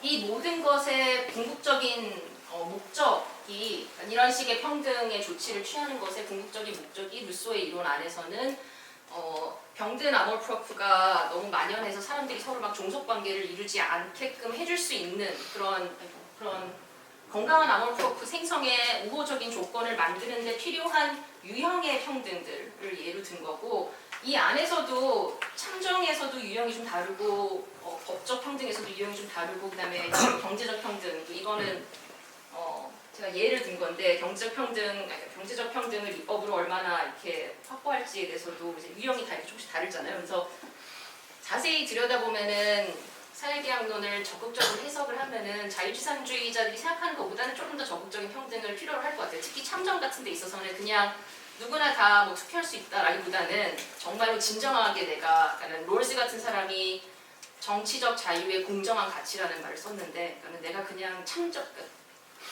표만 행사할 수 있는 게 아니라 내가 정말 다른 사람 돈이 아주 많은 사람들과 비교했을 때도 공정한 수준으로 영향력을 행사할 수 있게끔 해야 된다는 얘기를 했는데 이제 그런 식의 해석을 루소의 텍스트에서도 할 수 있다는 게 제 생각이고 이 모든 거를 특히 위에 두 개를 그냥 아주 형식적으로만 이해를 하면은 말씀하시는 게 맞겠죠. 그냥 자유지상주의에서 머무르는 거라고 볼 수 있겠죠. 그래서 그 얘기를 먼저 말씀드리는데 두 번째로 말씀드리고자 하는 얘기는 생각보다는 루소를 대단히 루소에 대한 되게 단순한 해석 중에 루소에 대한 전체주의자 이런 해석도 있잖아요. 그러니까 루소를 대단히 이제 자유와 평등의 공식에서 완전 평등적으로 기울어진 사람으로 해석을 하려는 경향도 최근엔 좀 덜하지만 역사적으로 없지 않았으나 루소의 가장 매력적인 해석은 그렇지는 않고 사실은 좀 평등의 수단적 중요성, 자유의 수단적 중요성을 강조하는 사람이라고 봐야 한다는 그것도 중요한 점이라고 싶습니다. 네, 저 규양각 평등연구원의 개원연구원 이전입니다. 두 가지 하나는 질문이 있고 하나는 좀 질문인데 하나는 그 제목이 전체가 달랐습니다만은 인간 불평등 기원론이라고 할 때 저는 역사 쪽 전공이기 때문에 기원이 뭔가 오늘 말씀에 기원에 대한 말씀은 없었는데 제가 얼핏 위키피디아를 보니까 결국은 아까 말씀하신 거랑 연결되는 게 이제 사유재산의 소유가 불평등의 기원이다. 이거는 그러니까 이제 사유재산의 소유 자체를 철폐해야지 평등해진다. 그게 경제적 불평등 쭉 이어지는 논인 것 같아요. 그걸 하나 여쭤보고 싶고 또 하나는 아까 모두의 이제 전제하시기를 역사적이 아니라 분석적이고 루소학이 아니라 루소주의다. 그러니까 본인은 그 분석적이고 루소주의를 접근하시다라고 말씀하셨는데 저는 백그라운드 기본 역사학자이기 때문에 이제 이게 이제 루소학과 역사적으로 접근을 한다면 저는 그런 생각을 해보는데요. 그러니까 결국은 이게 프랑스적인 전통, 18세기 프랑스라고 하는 상황 속에서 나온 논의라고 생각이 들고요. 그 동시기 예를 들면 에드먼드 버크가 같은 시기에 영국의 사사가인데 버크가 루소를 무지하게 싫어했다고 하더라고요. 공부도 많이 하고 프랑스 혁명을 그러니까 버크는 18세기의 영국적인 전통 속에서 이제 나온 인물이란 말이죠. 그 두 개를 대비시켜서 보면은 어떻게 보면 이제 영국이 어떻게 우리가 생각할 때 이제 근대의 어떤 그냥 뭐 소유 인정하고 모든 게 다 정상적인 표현은 그런데 영국적인 그 발전 과정을 밟아오면서 그 속에서 나온 인물이 그렇다면 역시 루소는 저는 프랑스 잘 모릅니다만은 프랑스적인 전통 속에서 나온 인물이고 그리고 이제 그렇기 때문에 사실 이제 보면은 그 인간에 대한 기본적인 인간 아니라든가 여러 가지 뭐 아까 질문 나왔습니다만 이제 여러 가지 이제 그 인간의 어떤 성취나 이제 경쟁에 대한 관념이라든가 이게 모든 게 다 다르다. 근본적으로 다르거든요. 이제 역시 그거는 이제 그런 관점에서 역사적이고 루소학적인 관점에서 루소를 접근할 때 조금 더 이제 예를 들어 21세기 한국이나 어떤 다른 시공간 속에서 적응 가능성이라든가 이런 것들이 좀 더 명확해지는 게 아닌가. 그걸 그냥 루소주의고 분석적으로만 놓고 볼 때는 그게 다른 시간과 공간 속에 적용했을 때 적용 가능성이 어느 정도 기계적으로 적용한다고 하는 상당히 좀 적절하지 않고 어떻게 보면 위험할 수도 있지 않은가 그런 생각이 들거든요. 두 가지 답변을 예, 드리겠습니다. 첫 번째 질문은 맞습니다. 약간 그 보면 막 처음으로 막 뭔가 딱 자기가 챙겨가지고 이거 내 거야라고 말하는 사람이 뭐 그때부터 불평등이 생겼다 뭐 이런 얘기가 이제 나오고 그게 이제 아까 말씀드린 그 추측사 형식의 내러티브의 드라마틱한 한 지점인데 그런 의미 어떤 이 불평등의 역사적 기원을 추적하는 텍스트로 이 텍스트를 보려면은 정말로 현대적인 의미가 그렇게 크진 않을 것 같아요. 왜냐면은 엄밀한 역사학이 아니기 때문에. 그래서 그 추측사의 형식의 내러티브의 또 다른 목적인 제가 이제 규범적 탄생이라고 한 그 목적에 초점을 맞춰서 이제 텍스트를 읽는 것이 낫다라는 게 저의 생각이고 하지만 이제 그걸 넘어서 루소의 이제 프랑스적인 맥락 음악법과의 비교 여담인데 이제 루소가 대단히 많은 철학자들과 사이가 안 좋았습니다. 프랑스 사람들하고도 디드로 이런 사람 하고도 프랑스 사람들하고 사이가 안 좋았고 철학사적으로 저 사람은 정말 인품이 되게 훌륭하다. 철학적으로도 훌륭하지만 사람 좋기로 유명한 철학자가 데이비드 휴미라는 분이 계신데 루소가 이제 데이비드 휴한테 가서 좀 이렇게 얹혀 지내다가 싸우고 이제 나왔어요. 그래서 데이비드 휴미 유일하게 못 견디는 그 관련한 막 책도 있습니다. 루소와 데이비드 휴의 그런 그 안 좋은 관계의 역사에 대한 책도 있고 그런데 뭐 그거는 그냥 이제 가십이고 그보다는 이제 어떤 역사적 사회적 맥락을 두고 함께 봐야지 우리가 현대적인 의미를 찾을 수도 있지 않겠는가라고 생각하시면은 저는 그 작업도 분명 대단히 중요하고 의미가 있다고 생각하고 제가 이제 하고자 하는 그 분석적인 작업이라고 하는 것은 여기서 제가 생각했을 때 가장 매력적인 논증 구조를 이제 발굴해내는 것이죠. 그러면 그 논증 구조를 두고 보면은 그게 모르겠습니다. 루소가 우리에게 줄 수 있는 최대치는 사실 그 역사적인 맥락을 보면은 좀 더 잘 알 수 있다라고 할 수 있을지 모르겠어요. 그래서 그런 식의 어떤 지성사적인 작업을 하는 분들이 그 연구를 하신다면은 저는 굉장히 좋다고 생각하는데 제가 생각하기로는 이런 식의 논증 구조를 일단 발굴해냈을 때 그 역시 우리가 그 논증 구조를 보고 평가를 해서 그 전제와 결론 사이의 관계가 타당한지 아닌지를 평가하고 거기서 뭔가 그러면은 크게 봤을 때 루소가 얘기하는 것처럼 자유와 평등을 지향하는 사회들에서는 루소가 얘기한 식으로 이런 식으로 뭐 일반 의지에 귀일되는 사회를 사회 제도를 설계하는 것이 자유와 평등을 유지하는 목적에 부합하는가? 자유와 평등의 관계가 루소가 얘기한 것처럼 평등의 중요성은 자유가 그 없이 존속할 수 없기 때문이라고 보는 것이 맞는가라는 식의 평가는 충분히 이룰 수 있지 않은가. 그래서 저의 목적은 그러하다. 하지만 이제 말씀하신 그런 역사적 작업의 중요성을 제가 이제 외면하거나 뭐 폄하하거나 그럴 뜻은 전혀 없습니다. 뒤에 계신 안녕하세요. 저는 외교학 전공 박은옥이고요.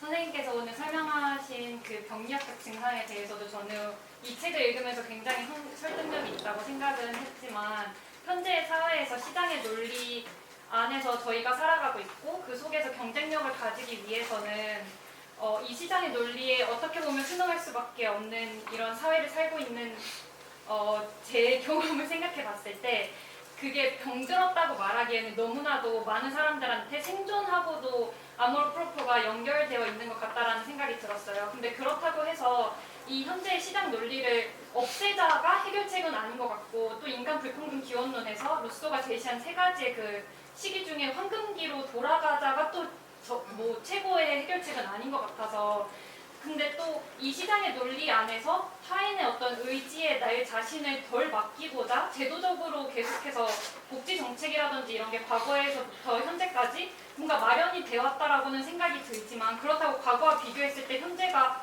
덜 병들었는가라고 생각해 봤을 땐 또 아닌 것 같은데? 라는 생각도 들고 오히려 좀 심화된 것도 있는 것 같은데 이런 생각이 들더라고요. 그래서 이런 어떤 병든 아모르프로포가 팽배해지는 사회랑 덜 팽배해지는 사회의 어떤 조건이 좀 다른가? 이거에 대해서 뭐 언제 팽배해지고 언제 덜 팽배해질 수 있는지에 대해서 루소가 말하고 있는 게 있는지가 일단 첫 번째 궁금했고 그리고 현재의 어떤 정치 철학자로서 선생님께서는 어떤 뭐 해결책이나 이런 거를 개인적으로 생각하고 계신지도 좀 듣고 싶었어요.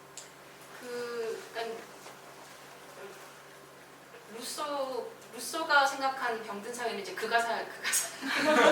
사실 우리가 지금 돌아보면 뭐좀 팔로워 수 이런 거 없었고 뭐 이런 느낌이 들죠. 근데 이제 처음에 말씀하셨을 때 이제 그러니까는 지금 이 세상을 살아가는 사람들 관점에서 보면 이게 생존의 문제인데 갑자기 막 다들은 아니고 루소와 그를 해석하는 송지효가 병들었다 그러니까 좀 그런데 막 이런 인식 생각에 대해서는 다 같이 병들었을 수 있죠. 네, 다 같이 병들었을 수 있고 그다음에 그때 병리와 지금 그러니까 루소가 생각했던 과거의 병리와 지금의 병리가 다를 수도 있고 그렇지만 둘 다 병리일 수 있고 그래서 그에 대해서는 제가 이렇게 자세히 길게 드릴 말씀은 없을 듯하고 제가 생각했을 때 지금의 그러면은 병든 아모르프가 많은 그런 세상에 대해서 어떻게 생각하세요? 그 한국 제가 최근에 이제 기회 불평등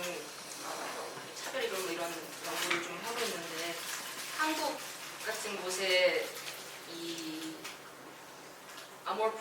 병든 아모르프롭 병리를 심화시키고 막 기름을 붓고 막 하는 것에 제일 중요한 고리가 다 여러분도 통과하신 고등교육 입시에 아닐까. 그래서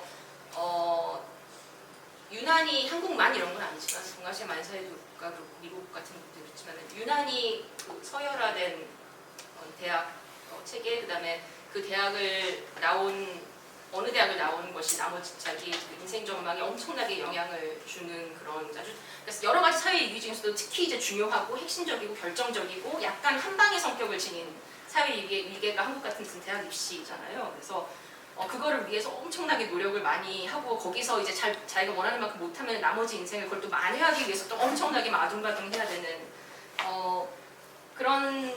그런 것이 이제 아모르프롭의 그 건강하지 못한 발현의 관점에서도 굉장히 중요한 문제고 물론 이게 지금 한국 대학 입시가 다양한 이유로 문제이지만 아모르프롭의 건강한 발현 관점에서 문제이기 때문에 이거를 좀 이렇게 이 위계를 좀 이렇게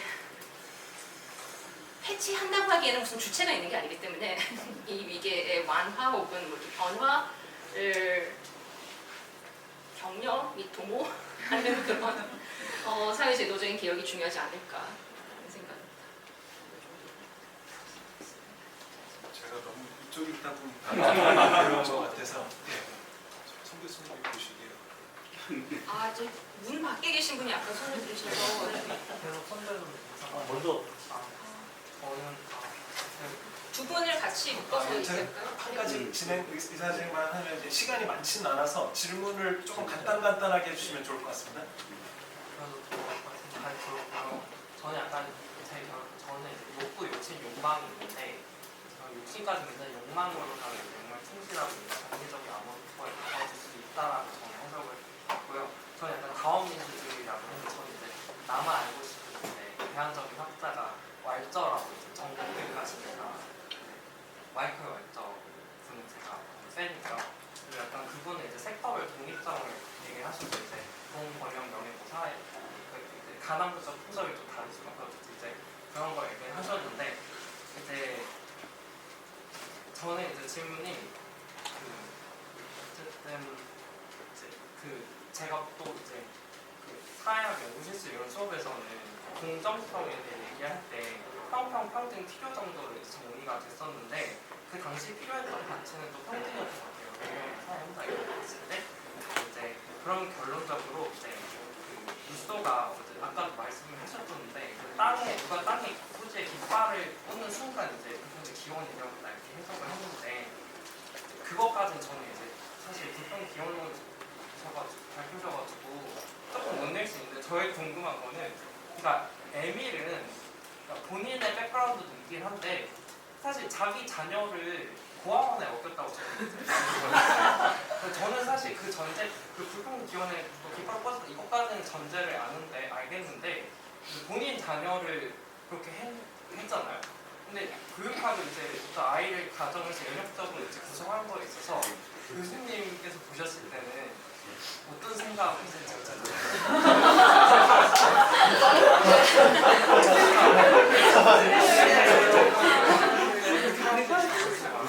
제가 저기 박사과정을 석박사 통합과정을 가졌는데 그 석사 논문에 준하는 논문을 써야 돼서 중간에 그거를 루소로 썼어요. 근데 그때 제가 친구들이 어떻게 되고 있어? 그래서 제가 저한테 물어볼 때 제가 하는 말이 나쁜 남자랑 사랑에 빠진 느낌이다.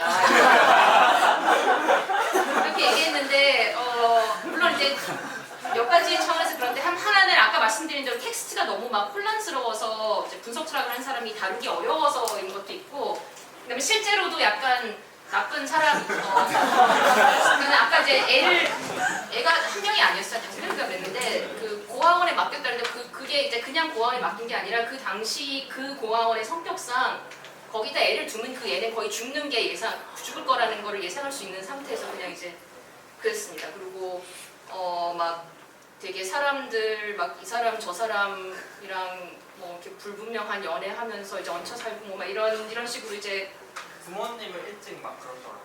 예, 가정이 좀 불행했습니다. 가정이 좀 불행했는데 그래서 이제 요즘 켄드릭 라마가 드레이크를 디스하는 이유 중에 하나가 이제 뭐 너 애 낳고 뭐 이렇게 제대로 챙기지 않았다 막 이러면서 디스하는데 켄드릭 라마가 루소 디스곡을 썼다면 진짜 막 난리가 났을 그런 삶을 살긴 했습니다.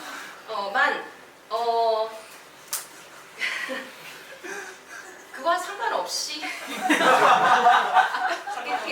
제가 너무 탈맥락화된 독해를 하는 게 아닌가라는 생각이 점점 드는데 그거와 상관없이 여기서 이제 발굴해낼 수 있는 논증 구조를 이제 꺼내놓으면은 그 논변으로서 평가할 수는 있다라는 게 제 생각에 마음이 좀 그렇긴 하죠. 에밀이 현실상 한국에 필요하다고 생각하시죠?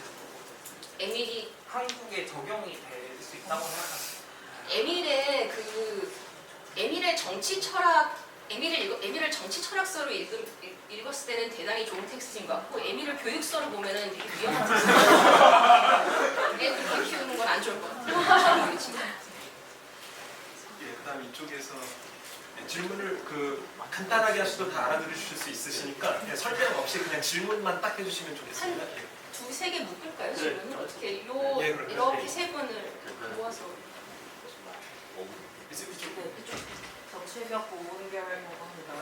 아까 어떻게 보면 저도 나쁜 남자 사랑에 빠져있는 그런 루소를 참 좋아하는 사람으로서 루소 리즘 방법에 대해서 설명을 해주셨는데요. 루소가 이제 추정사 내지는 가상 실험의 형태로 굉장히 자신의 책들을 써온 것들이 많다 보니까 그런데서 모순 내지는 어떤 긴장관계 속에서 도출되는 것도 굉장히 많지만 뭔가 그래도 이상과 현실 사이에서의 궤를 좁혀가는 작업을 하는 어떤 사상가 내지는 철학자의 입장에서 봤을 때 루소를 얼마나 현실에 가깝게 비춰서 읽을 수 있는가에 대한 고민을 항상 하게 되는 것 같습니다. 그래서 그 점에 있어서 분석적이고 루소주의적인 그런 관점을 취하시는 교수님 입장에서 그리고 그것이 어떻게 보면 저한테도 많이 공감이 가는 부분이 있어서 그런 현실과의 어떤 접합점을 찾는 지점에 있을 때 좀 어떻게 루소를 봐야 하는지 혹은 루소는 사상의 어떤 원리적인 해석으로 두고 그 이후에 다른 작업들을 이렇게 맞닿아 읽는 것에 좀 더 집중해야 하는지 교수님의 견해를 여쭙고 싶습니다.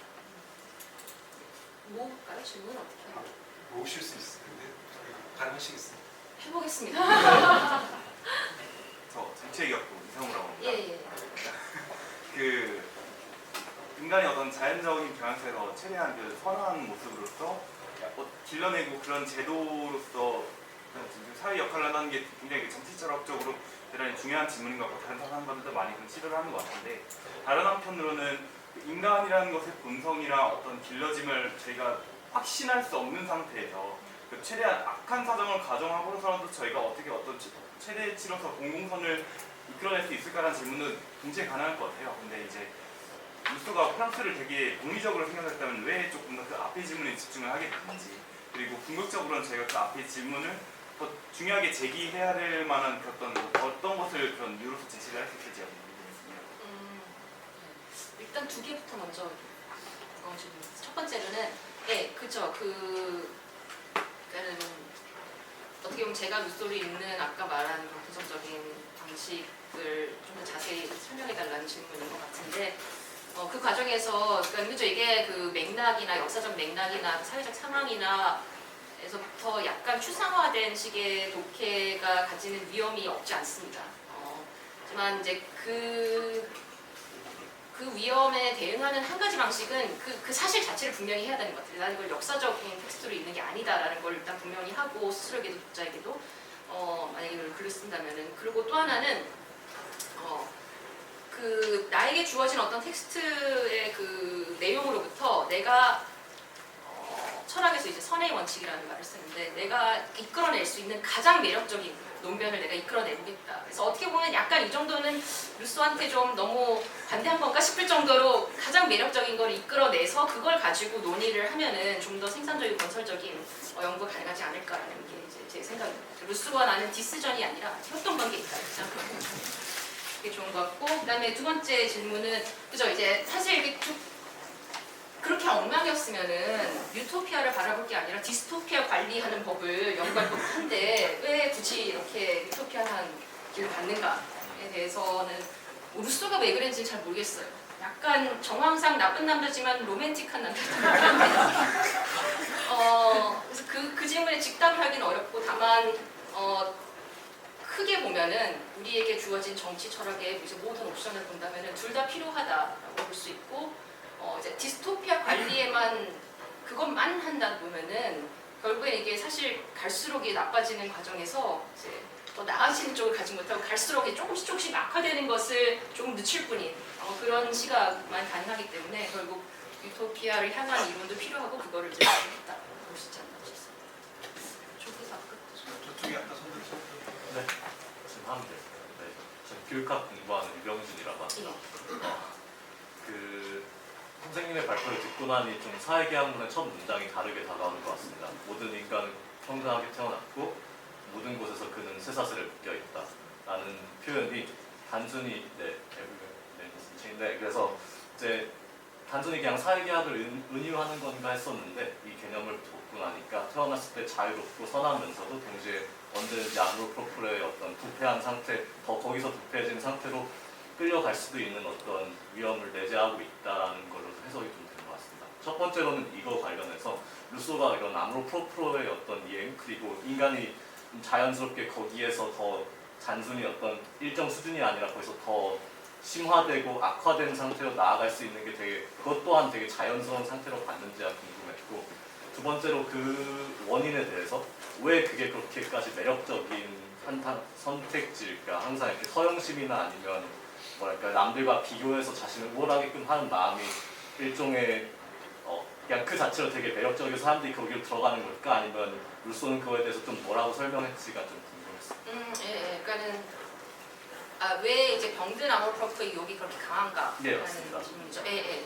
그죠. 이제 거기서부터 약간 좀 그 주관적 설명과 심리적 설명이 좀 섞여서 루소가 이렇게 엄밀하게 심리학자인가 싶어가지고 조금 그 시적인 표현도 많이 등장하고 그래서 약간 불분명한 점은 있는 것 같은데 그나마 이제 제일 그냥 어떻게 보면은 우리한테 자연스럽게 받아들일 수 있는 설명은 좀 어떤 직관적인 경험적 설명. 그래서 충분히 많은 사람들이 그렇게 하고 있기 시작하면은 아까 막 이런 생존의 문제다라고 했는데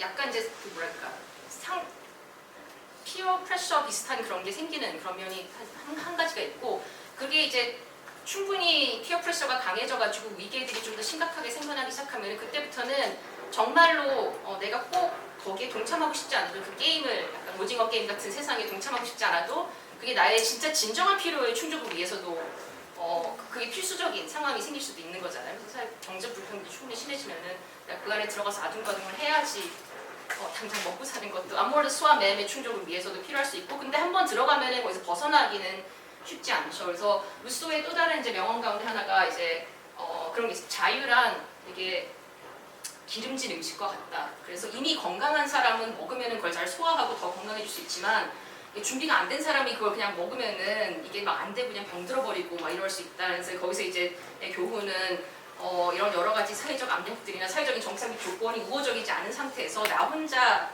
진정한 나의 자유의 의지를 행사할 거야, 나 혼자 자유롭게 살 거야라고 하기가 대단히 어렵다라는. 그래서 또한 그냥 개인에게 맡긴다기보다는 어떤 사회 제도적인 개혁이 필요하다는 얘기를 그 정도로.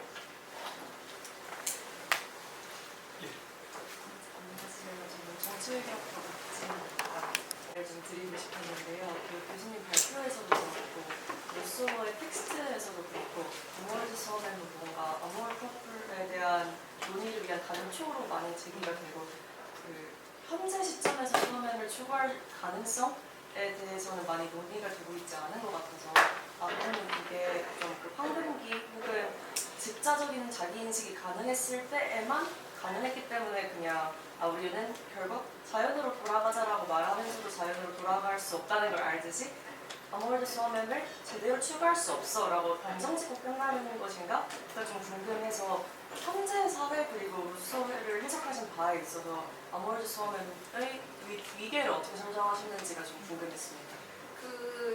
제가 읽기로, 그러니까 아모르드 수화면하고 아모르 프로프의 관계에 대해서 좀 약간 헷갈리는 얘기들이 나오기는 해요. 그래서 인간 불평등 기원론에서의 해석하고 에밀에서의 그 서술하고 양식의 서술이 조금 다른데, 그래서 이제 에밀에서는 마치 아모르 프로프가 아모르드 수화면에서 이렇게 바로 나오는 것처럼 얘기하는 구간도 있고, 인간 불평등 기원론은 그냥 전혀 다른 모습을 얘기하는 구간도 있는데, 그런 해석의 이제 어려움을 차치하고 지금 질문하신 거에 가장 직접적으로 답을 할 수 있는 것은, 제가 이야기로는 제가 말씀드린 대로 그 개념을 이해한다면은 이게 옛날에 우리가 가졌다 지금은 없는 게 아니라 인간을 포함한 모든 동물이 지속해서 가지고 있는 자기 예고, 이게 없으면은 생존이 되게 아마도 불가능한, 혼자 보면 생존이 불가능한 그런 형태의 자기애라서 아주 필수적이고 중요하지만 다만 철학적으로 그렇게까지 문제적이지는 않기 때문에 얘기가 덜 되는, 사라지는 게 아니라 계속 가지고 있어야 되는, 그래서 필요한 만큼 영양을 섭취하고 이런 거를 포함한 자기잖아요. 섭취하는 욕망 이런 거를 만들어내는 자기이기 때문에 지속하는 형태의 자기, 다르지 않을까 싶습니다. 더 질문이 있으신 분은 다 끝나고 강사 일타 강사라고 표현했다고 아무로 프라토한테 가지고 후회하고 있는 건데 끝나고 이제 송 교수님과 말씀 나누면 좋을 것 같습니다. 오늘 너무 친절하고 이렇게 쉽게 잘 루소의 저자를 설명해 주신 송 교수님께 박수 한번.